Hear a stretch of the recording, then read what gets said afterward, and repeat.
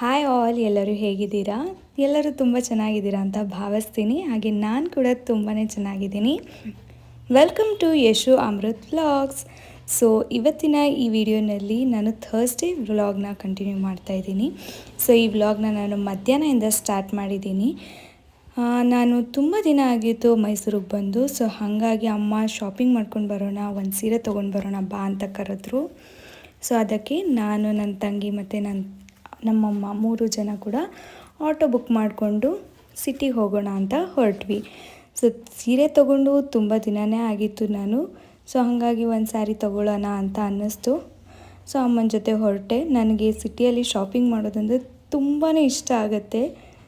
Usually ನಾವು ಮಾಲ್ಸ್ಗೆಲ್ಲ ಹೋಗಿ shopping ಮಾಡೋದಕ್ಕಿಂತ ಆ ಚಿಕ್ಕ ಪುಟ್ಟ ಐಟಮ್ಸ್ ಏನಿರುತ್ತೆ ಅದನ್ನೆಲ್ಲ ತೊಗೊಂಡು ಬ್ಯಾಗ್ ಹಾಕ್ಕೊಂಡು ಬರೋದಂದರೆ ನನಗೆ ತುಂಬಾ ಖುಷಿ ಆಗುತ್ತೆ. ನಾನು ಚಿಕ್ಕವಳಾಗಿದ್ದಾಗ ಅಮ್ಮ ಜೊತೆ ಹೋಗ್ತಾಯಿದ್ರೆ ಇವಾಗಾದರೆ ನಮ್ಮದೇ ಓನ್ ದುಡ್ಡಲ್ಲಿ ತೊಗೊತೀವಿ. ಬಟ್ ಆ ಟೈಮಲ್ಲಿ ನಾವು ಅಮ್ಮನ ಜೊತೆ ಹೋದಾಗ ನನಗೆ ಅದು ಬೇಕು ಇದು ಬೇಕಂತ ಕೇಳಿ 10 ರೂಪೀಸ್ 20 ರೂಪೀಸ್ಗೆ ಕ್ಲಿಪ್ಸ್, ರಿಬ್ಬನ್ಸ್, ಅದು ಇದು ಎಲ್ಲನೂ ತೊಗೊಂಡು ಬರ್ತಾ ಇರೋದನ್ನ ನೆನೆಸ್ಕೊತಾ ಇದ್ದೆ.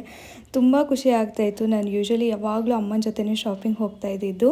ಸೊ ಇವತ್ತು ಕೂಡ ನಾವು ಒಂದು ಸೀರೆ ತೊಗೊಂಡು ಹಾಗೆ ಸಿಟಿ ರೌಂಡ್ಸ್ ಹಾಕ್ಕೊಂಡು ಬರೋಣ ಅಂಥೇಳಿ ಹೊರಟ್ವಿ. ಸೊ ನಾವು ಹೊರಟಾಗ ಆಲ್ಮೋಸ್ಟ್ 2 o'clock ಆಗಿತ್ತು. ತುಂಬಾ ಬಿಸಿಲಿತ್ತು.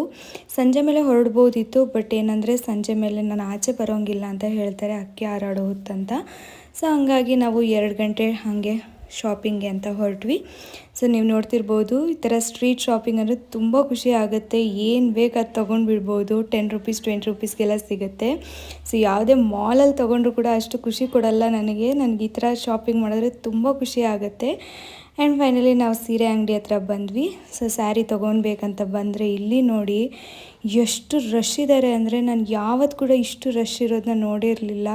ಅಲ್ಲಿ ಉಸಿರಾಡೋಕ್ಕೆ ಸಹ ಜಾಗ ಇರಲಿಲ್ಲ ನಮಗೆ. ಸೊ ನಾವು ಅಲ್ಲಿಂದ ಆಚೆ ಬಂದುಬಿಟ್ವಿ. ಕಲೆಕ್ಷನ್ಸ್ ಚೆನ್ನಾಗಿತ್ತು, ಆದರೆ ಅಲ್ಲಿ ತುಂಬ ರಶ್ ಇರೋದನ್ನ ನೋಡಿ ನನಗಾಗಲಿಲ್ಲ. ತುಂಬ ಸಫಕೇಷನ್ ಅನ್ನಿಸ್ತಾ ಇತ್ತು.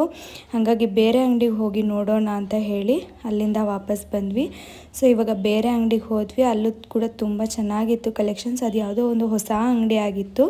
ಸೊ ಸ್ಯಾರಿ ತೊಗೊಂಡು ಹಾಗೆ ನಾವು ರಿಟರ್ನ್ ಬಸ್ ಸಿಕ್ತು ನಮಗೆ. ಹಾಗೆ ನಾವು ಬಸ್ಸಲ್ಲಿ ಮನೆ ರೀಚ್ ಆಗೋಷ್ಟರಲ್ಲಿ ಆಲ್ಮೋಸ್ಟ್ 4:30 ಆಗೋಗಿತ್ತು. ತುಂಬ ಹಸಿವಾಗ್ತಿತ್ತು. ಅಮ್ಮ ಬಂದ ತಕ್ಷಣ ರೈಸ್ ಮಾಡಿಕೊಟ್ರು, ಊಟ ಮಾಡಿದೆ. ಸೊ ಇವಾಗ ನೀವೇನು ನೋಡ್ತಾ ಇದ್ದೀರಾ, ನಾನು ಅದೇ ಸ್ಯಾರಿನ ತೊಗೊಂಡಿದ್ದು. ಸೊ ರಾಜ್ ಸೆಲೆಕ್ಷನ್ ಅಂತ ಹೇಳಿ ಅಂಗಡಿ ಹೆಸರು.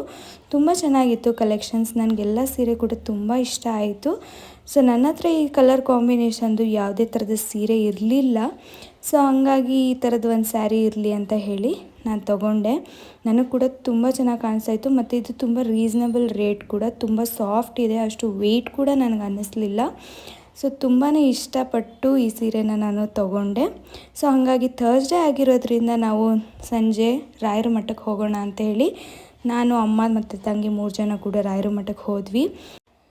ಸೊ ಅಲ್ಲಿ ರಾಯರನ್ನು ನೋಡಿ ನನಗೆ ತುಂಬ ಖುಷಿ ಆಯಿತು. ನನಗೆ ಮಾತ್ರ ಅಲ್ಲ, ನನ್ನ ಹಸ್ಬೆಂಡ್ಗೆ ತುಂಬಾ ಇಷ್ಟ ರಾಯರ ಅಂದರೆ. ನಮ್ಮಿಬ್ರಿಗೂ ತುಂಬ ಫೇವ್ರೆಟ್ ಗಾಡ್ ಅಂತಲೇ ಅನ್ಬೋದು. ನಮಗೇನೇ ಒಂದು ಒಳ್ಳೆಯದಾದರೂ ಕೆಟ್ಟದಾದರೂ ನಾವು ಫಸ್ಟ್ ಹೋಗೋದು ಅದು ರಾಯರ ಹತ್ರನೇ. ಸೊ ನೋಡಿದ್ರಲ್ಲ ನನ್ನ ಫೈನಲ್ ಥರ್ಸ್ಡೇ ವ್ಲಾಗ್ ಹೇಗಿತ್ತಂತ.